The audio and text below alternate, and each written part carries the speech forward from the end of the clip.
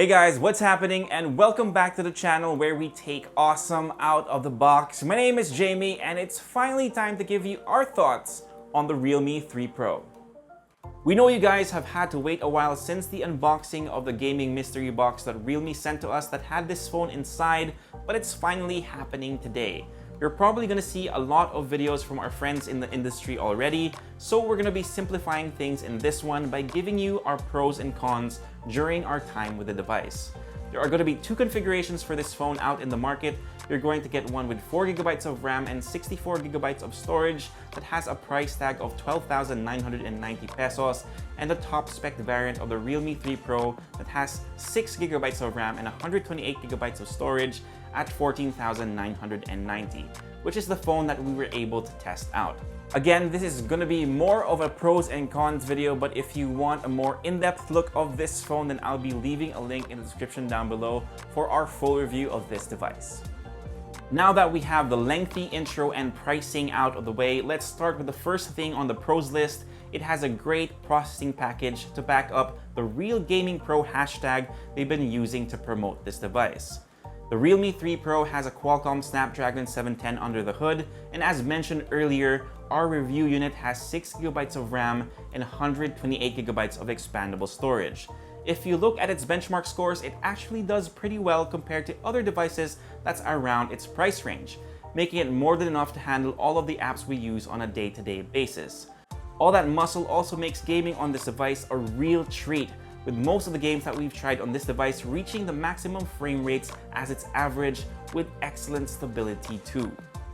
There's going to be a separate gaming review for the Realme 3 Pro that should be dropping at the same time as this video, so if you really want to see how this phone handles some of your favorite games on the Google Play Store, make sure you check that one out as well. Next on our list is the lasting power of this device.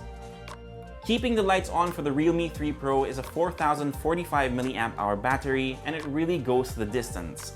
I've been using this phone since we've opened it up, and I've been getting almost 2 days worth of battery life with it easily.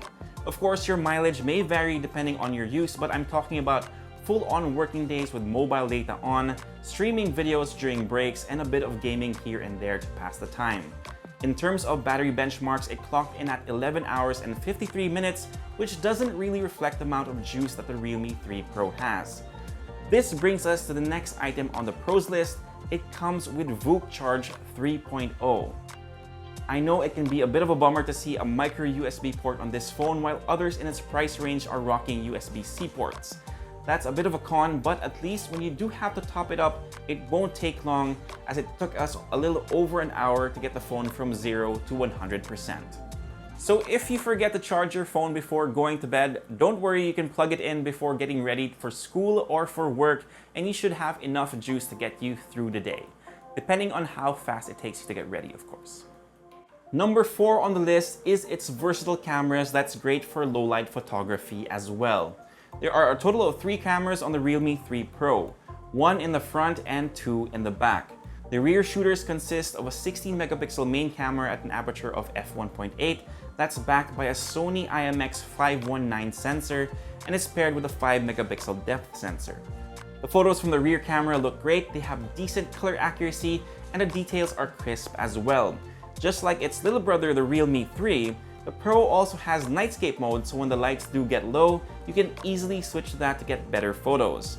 If you want colors to pop a little more in your photos, you can also turn on Chroma Boost mode to really lift that saturation. A bit of advice though, learn when and when not to use this feature, or at least take safety so you have more options of what to post online. The selfie camera on the Realme 3 Pro is at 25 megapixels and an aperture of f2.0. Now, I try to avoid taking selfies unless absolutely necessary, but I really like how the ones on this phone came out. You've got a good amount of detail with the selfie shooter of this device, and I like it that the artificial bokeh does a pretty good job as well. None of the weird feathering that we see when phones have a hard time cutting you out of the background. The AI beauty mode doesn't go overboard as well, which is always a good thing. Alright, with the pros out of the way, let's get to the cons, and the first one actually has to do with the cameras, because while we said that it had a versatile set of shooters and we're generally happy with the photos we've taken, we did notice a few issues, especially when exposure can be a bit challenging and some of the photos can be a little over sharpened as well. We noticed that in some of the photos we've taken, there's a bit of a bluish tint to them. This can really throw off skin tones, especially if you want to take good photos for the gram, and in some cases, the HDR mode can churn out photos that look like they've been sharpened too much on Snapseed. Now, to counter this con, I highly suggest learning the strengths and weaknesses of the cameras so you know how to avoid the white balance going out of whack, or learning to turn off HDR mode entirely instead of leaving it on auto. Now, the second con on the list is actually a pretty heavy one, and it has to do with the competition in its price range. As I mentioned at the top of this video, our review unit of the Realme 3 Pro is priced at $14,990, which puts it well within striking distance of a lot of devices that provide the same hardware for gaming, if not, sometimes even better. You have the recently launched Xiaomi Mi 9 SE that's just about at the same price point and has a smaller form factor if you're into that. You have the Samsung Galaxy A50, which is a little bit more expensive but offers more versatility if your main priority is taking photos with your phone and not gaming. And of course, we can't forget the Pocophone F1, because I'm sure I'm going to receive a lot of flack if I don't mention it. It also received a price cut recently and rocks powerful stuff under the hood.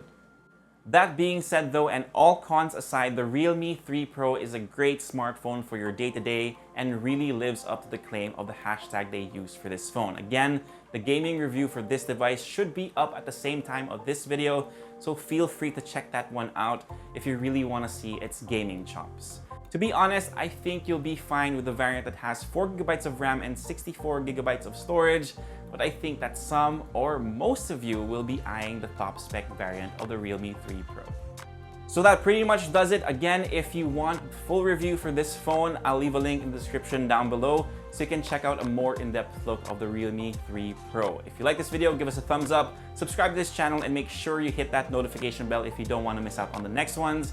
If you have any questions or comments, leave them down below and I'll try to get them as soon as I can. For more of the latest tech news and gadget reviews, head to unbox.ph, plus follow us on Facebook and on Instagram. My name is Jamie. Peace, God bless, and I'll see you guys next time.